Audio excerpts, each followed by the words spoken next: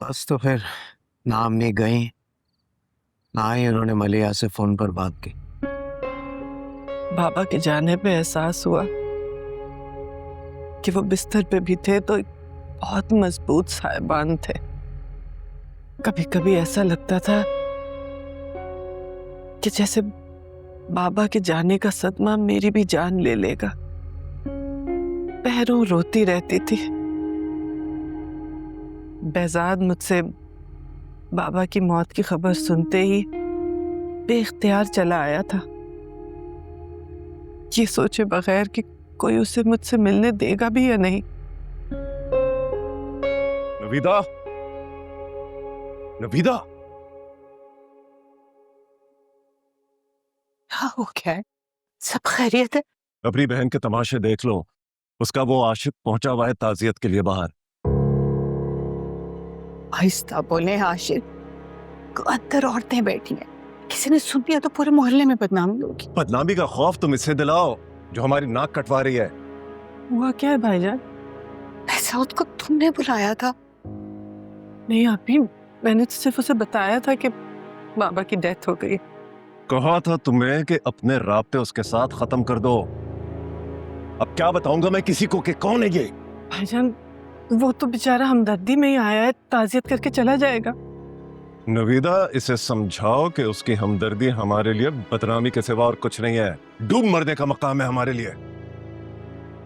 मैं उसे मना कर देती हूँ, चला जा। खबरदार, जो तुमने उससे मिलने की भी कोशिश की, मैं खुद ही उसे जाने का कह देता हूँ।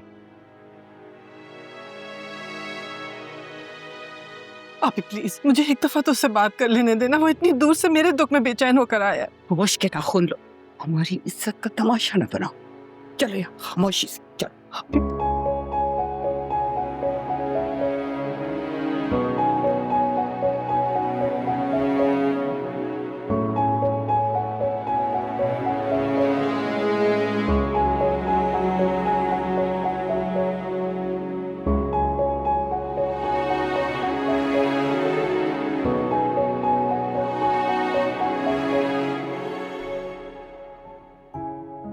घर में लोगों का आना जाना था,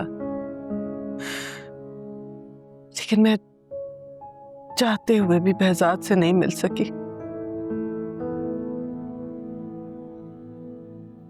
पर behzad की कदर और मेरे दिल में उसकी मोहब्बत और बढ़ गई। पहले मैंने मलिया से सुना था, लेकिन उस दिन देख लिया कि आशिर इंतहाई बदतमीज इंसान है। मेरी बात कान खोल कर सुन लो मिस्टर। दोबारा तुमने इस तरफ रुख किया तो मैं तुम्हारी टांगे तोड़ दूंगा। ये तुम किस तरीके से बात कर रहे हो मुझसे? तुम जैसे सड़क छाप आशिकों से ऐसी बात होती है जिनकी तो अपनी कोई इज्जत होती नहीं और उन्हें दूसरों की भी इज्जत की कोई परवाह नहीं होती। गलत समझ रहे हो तुम। मैं मलिया को अपनी इज्जत समझता हूँ। बहुत जल्द मैं अपनी अम्मी के साथ आऊंगा। वो रिश्ता मांगेंगी मलिया का। मत नाम लो मलिया का। मलिया का रिश्ता उसके अब्बा अपनी जिंदगी में कर गए हैं और तुम अपनी मां को जहमत मत दो। अगर वाकई कराची से आए हो तो पहली ट्रेन पकड़कर वापस चले जाओ। ये ना हो कि कराची वालों को तुम्हें तलाश करने के लिए यहां तक आना पड़े।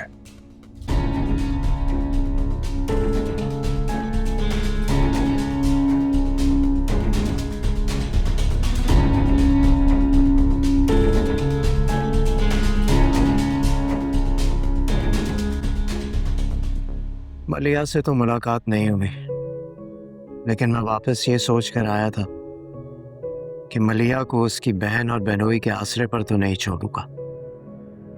behzad कहता था कि अगर उसकी अम्मी ना भी मानी तो भी वो मुझे वहां से ले जाएगा, कभी किसी और की नहीं होने देगा।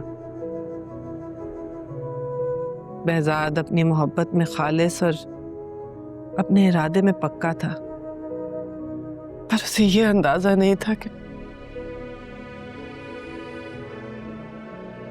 आशिर भाई की साजिशों के सामने हमारी मोहब्बत हार जाएगी। बाबा का इस सब में क्या फायदा था?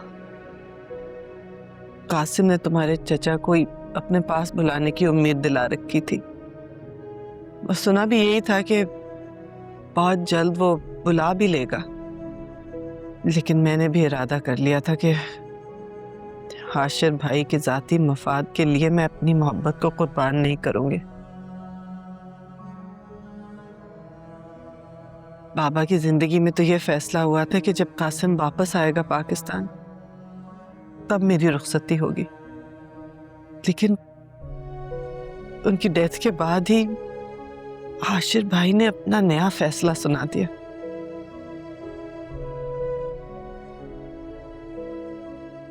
उस दिन जब मैं घर आया तो मलिया का फोन आया।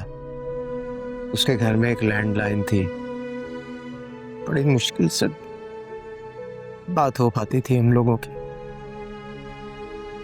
क्योंकि उसकी बहन और बहनों ने यह फैसला किया था कि वो उसकी शादी तक वहीं रुकेंगे।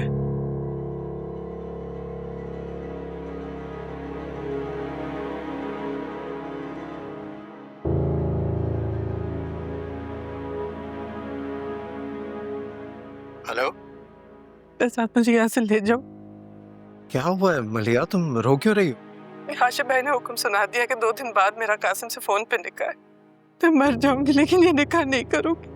नहीं नहीं नहीं नहीं, तुम फिक्र मत करो, मैं ऐसा कुछ नहीं होने दूंगा। एतबार है ना तुम्हें मुझ पर? एतबार है, इसीलिए तो तुम्हें बता रही हूँ। सिर्फ कल का दिन है हमारे पास। कुछ नहीं होगा मलिया, तुम परेशान मत हो। मैं आज यहाँ से निकलता हूँ, कल रात तक पहुँच जाऊंगा, फिर हम कराची आ जाएंगे। ठीक है, मैं स्टेशन पहुँच जाऊंगी, तुम्हें यहाँ कोई नहीं आने देगा। तुम्हारे लिए भी तो निकलना मुश्किल होगा ना। मैंने अगर अब कुछ नहीं किया तो सारी उम्र पछताऊंगी। मैं पहुँच जाऊंगी स्टेशन। अच्छा, मैं चलती हूँ।